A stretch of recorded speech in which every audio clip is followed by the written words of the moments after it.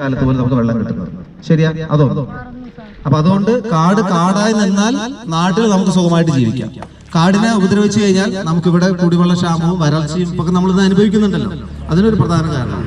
രണ്ടാമത്തത് മനുഷ്യർ വന്യജീവികളെ ഉപദ്രവിക്കുമ്പോഴാണ് അവർ അക്രമാസക്തരാവുന്നത്. നേരത്തെ ഒരു കാര്യം പറഞ്ഞു, വളരെ ക്ലോസ് ആയിട്ട് നമ്മൾ അടുത്തെത്തിക്കഴിഞ്ഞാൽ ചിലപ്പോൾ ഒരു അപകടം കാണിക്കും. അതല്ലാതെയും വേറെ അപകടം ഉണ്ടാവും. നമ്മൾ ഇടയ്ക്കിടയ്ക്ക് ഇപ്പൊ ഞാൻ ഇവിടെ ഇരിക്കുന്ന ഒരാൾ വെറുതെ ചീത്ത പറഞ്ഞുകൊണ്ടിരിക്കുകയാണ്, അത് വെറുതെ ഇങ്ങനെ മാന്തിക്കൊണ്ട് തല്ലിക്കൊണ്ടിരുന്നാലോ കുറെ കഴിയുമ്പോൾ എന്താവും? ദേഷ്യം വരും അല്ലേ, വെറുപ്പ് വരും. അപ്പൊ നമ്മളെ കാണുമ്പോൾ ദൂരെ നിന്നാണെങ്കിൽ ഒരു കല്ലെറിയാൻ തോന്നും അല്ലേ? ഗുരുവായൂർ ചേട്ടൻ പോകുമ്പോൾ അത് ഇവൻ കുരുതിയാ എന്നൊക്കെ ചിലപ്പോൾ വിളിക്കും അല്ലേ, എന്നിട്ട് 2 പണി കൊടുക്കണം വിചാരിക്കും എന്ന് പറഞ്ഞ പോലെ നമുക്കുണ്ടാവുന്നതിന്റെ അത്രയൊന്നും വന്യമൃഗങ്ങൾക്ക് ഉണ്ടാവില്ല. പക്ഷെ എങ്കിലും അവർക്ക് നമ്മളോട് ഒരു പകയുണ്ടാവും. ആനപ്പക എന്നൊക്കെ കേട്ടില്ല? ടാർജറ്റ് ചെയ്ത് ആനപ്പാപ്പാനെ തന്നെ കൊല്ലുന്ന കഥകൾ ഒരുപാട് സംഭവിക്കുന്നുണ്ട് അല്ലേ നാട്ടിലൊക്കെ. എന്ന് പറഞ്ഞ പോലെ മറ്റു മൃഗങ്ങൾക്ക് ആനയുടെ അത്രയൊന്നുമില്ല, പക്ഷെ കൂടുതൽ ഉപദ്രവം ചെയ്തു കഴിഞ്ഞാൽ അവർ ആക്രമിക്കാനുള്ള സാധ്യതയുണ്ട്. അപ്പൊ അതുകൊണ്ട് അവരാക്രമിക്കുന്ന അതിന് ആരാ ഉത്തരവാദി? നമ്മളതെന്ന് വെച്ചാൽ ഞാൻ തന്നെ ചെയ്ത് എന്നെ ആക്രമിക്കണം എന്നില്ല. മനുഷ്യരാണ് അവരുടെ നിലനിൽപ്പിന് ഭീഷണി വെച്ചാൽ ഏതെങ്കിലും മനുഷ്യരെ കാണുമ്പോൾ അവർ ആക്രമിക്കാനുള്ള ടെൻഡൻസി ഉണ്ട്. പിന്നെ ഉള്ളത്, നമ്മൾ കാട്ടിൽ കയറുമ്പോൾ വന്യജീവികൾ നാട്ടുകാർക്ക് കാട്ടിൽ സുഖമായിട്ട് അവർ ജീവിച്ചിരുന്ന കാലഘട്ടത്തിൽ നമ്മൾ കാടൊക്കെ കയ്യേറി വീടൊക്കെ വെച്ചു. എന്നിട്ടിപ്പോ നമ്മൾ പറയാണ് ഈ കാട് മുഴുവൻ നമ്മുടെയാണ്, ഞാൻ ഇനിയും അതിനകത്ത് കയറും. ഇപ്പൊ കുടിവെള്ള ക്ഷാമമായപ്പോൾ നാട്ടുകാരെല്ലാം കാട്ടിൽ കയറിയിട്ട് വെള്ളം എടുക്കാൻ തുടങ്ങിയിട്ടുണ്ട്. ശരിയല്ലേ? കാട്ടിൽ കയറി വെള്ളം എടുക്കാൻ തുടങ്ങി. അങ്ങനെ കാട്ടിൽ കയറി വെള്ളം എടുത്തോട്ടോ, അവിടെ പോയിട്ട് മൃഗങ്ങളെ വേട്ടയും കൂടെ ആടിയാലോ, അവിടെ വിറക് മുഴുവൻ എടുത്തുകൊണ്ട് വന്നാലോ, അവിടുത്തെ മറ്റു മൃഗങ്ങളെ കാണുന്ന സമയത്ത് കല്ലെടുത്ത് ഓടിക്കുകയും കൂടെ ചെയ്താലോ. ആൾറെഡി അവർ പട്ടിണിയിലാണ്, വെള്ളമില്ല, ക്ഷാമത്തിലാണ്. അങ്ങനെ ഇരിക്കുമ്പോൾ നമ്മൾ അങ്ങോട്ട് ഉപദ്രവിക്കും കൂടെ ചെയ്തു കഴിഞ്ഞാൽ അവർ അക്രമാസക്തരാകും. അപ്പൊ നമ്മൾ അങ്ങോട്ട് കയറുമ്പോൾ അവർക്കും വെള്ളം ഷോർട്ടേജ് ആയി. ശരിയല്ലേ? ഫുഡ് ഷോർട്ടേജ് ആയി. അപ്പൊ അവർ നേരെ നാട്ടിലേക്ക് ഇറങ്ങും. ഇതിപ്പോ നോക്കി ഒരു 5:30-6 മണിയാകുമ്പോൾ ഇവിടെ ആന ഇറങ്ങില്ല സാർ അല്ലേ? ഡെയിലി 6-7 മണി സമയത്ത് ഇവിടെ ആന ഇറങ്ങുമ്പോൾ നമ്മൾ തിരിച്ചു പോകുമ്പോൾ ചിലപ്പോൾ ഒരുപക്ഷെ ആനയെ കാണാനുള്ള ഭാഗ്യവും ഉണ്ടാവും കേട്ടോ. പിന്നെ അപ്പൊ കണ്ടു കഴിഞ്ഞാൽ എന്ത് ചെയ്യണം? വന്യജീവികളിൽ നിന്ന് നമ്മൾ അകലം പാലിക്കണം. ഭക്ഷണ അവശിഷ്ടങ്ങൾ, അറവ് മാലിന്യങ്ങൾ കാട്ടിൽ ഉപേക്ഷിക്കരുത്. ഇപ്പൊ പഞ്ചായത്ത് പോലുള്ള സംവിധാനങ്ങളൊക്കെ ഉള്ളത് എന്തിനാണ്? നാട്ടുകാരുടെ ക്ഷേമത്തിന് വേണ്ടിയിട്ടാണ്. പക്ഷെ വനാതിർത്തിയിലുള്ള പഞ്ചായത്തുകൾ ചെയ്യുന്നത് എപ്പോഴും കൂടുതലും നമ്മൾ കണ്ടിട്ടുള്ളത് ഈ അറവ് മാലിന്യങ്ങളെല്ലാം കാട്ടിക്കൊടുത്താണ്.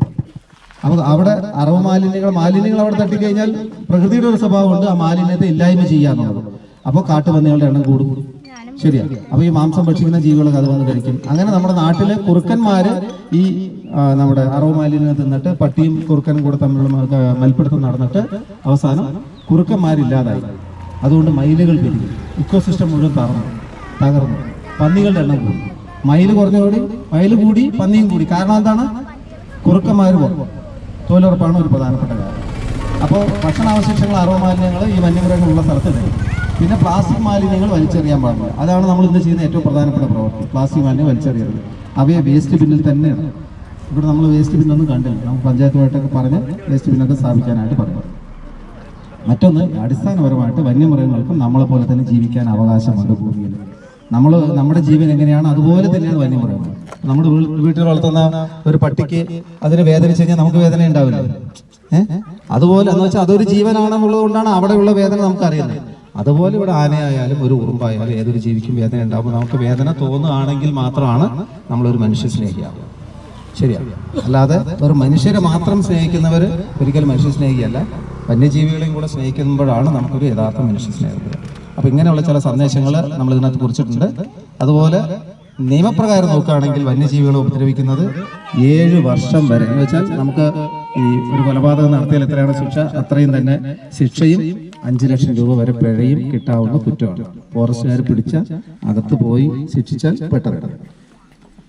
അത്യാവശ്യ ഘട്ടങ്ങളിൽ അതുകൊണ്ട് തന്നെ എന്തെങ്കിലുമൊക്കെ അത്യാവശ്യം വന്ന് നമുക്കറിയില്ല മൃഗങ്ങളുടെ ഉപദ്രവം ഉണ്ട് എന്നൊക്കെ തോന്നിക്കഴിഞ്ഞാൽ നമുക്ക് വനംവകുപ്പ് ഉദ്യോഗസ്ഥരെ വിളിക്കാം. ഇവിടെ നമുക്ക് പാലക്കാട് RRTയുടെ നമ്പർ ഉണ്ട്, അല്ലെങ്കിൽ നമ്മളെ ബന്ധപ്പെടാം. ശരിയാണ്. നമ്മൾ വനംവകുപ്പായിട്ട് ടൈപ്പ് ചെയ്ത് വന്യമൃഗങ്ങളുടെ സംരക്ഷണത്തിന്, ആളുകളുടെ സംരക്ഷണത്തിന് വേണ്ടി വർക്ക് ചെയ്തുകൊണ്ടിരിക്കുന്നുണ്ട്.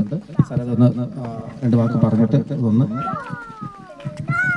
അപ്പോൾ നമ്മൾ ഇത്രയും നേരം കേട്ടത് വന്യജീവി സംരക്ഷണത്തിൻ്റെ ഇമ്പോർട്ടൻസ് ആണ് പറഞ്ഞ് മനസ്സിലാക്കി തന്നത്. അപ്പോൾ ഇതെല്ലാവരും വീട്ടിൽ പോയിട്ട് ലാമിനേറ്റ് ചെയ്ത് വെച്ചാൽ കൂടെ കുഴപ്പമില്ല എന്നാണ് എൻ്റെ അഭിപ്രായം. കാരണം ഇത് അത്രയും വളരെ ഇമ്പോർട്ടൻ്റ് ആയിട്ടുള്ള പോയിന്റ്സുകളാണ്. അപ്പോൾ ഇത് നിങ്ങളുടെ ക്ലാസ്സിലുള്ള കുട്ടികൾക്കും അതേമാതിരി തൊട്ടടുത്ത ക്ലാസ് കുട്ടികളിലേക്കും എല്ലാവർക്കും ഗ്രൂപ്പിൽ ഫോട്ടോ ഒക്കെ എടുത്തിട്ട് വാട്സപ്പൊക്കെ അയച്ചിട്ട് എല്ലാവരും പ്രചരിപ്പിക്കണമെന്നും ഇതിനെപ്പറ്റി ഇമ്പോർട്ടൻസ് എല്ലാവർക്കും പറഞ്ഞ് മനസ്സിലാക്കി കൊടുക്കണമെന്നും പറഞ്ഞുകൊണ്ട് ഇത് നിർത്തുന്നു. നവോദയ വിദ്യാ ടീച്ചർക്ക് കൊടുത്ത് ഫോട്ടോ എടുക്കണേ.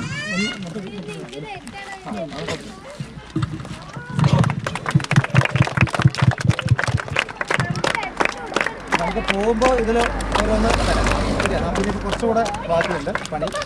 അത് കഴിഞ്ഞ് നമുക്ക് സൺസെറ്റും കൂടെ കണ്ടിട്ട് ആയിക്കോട്ടെ.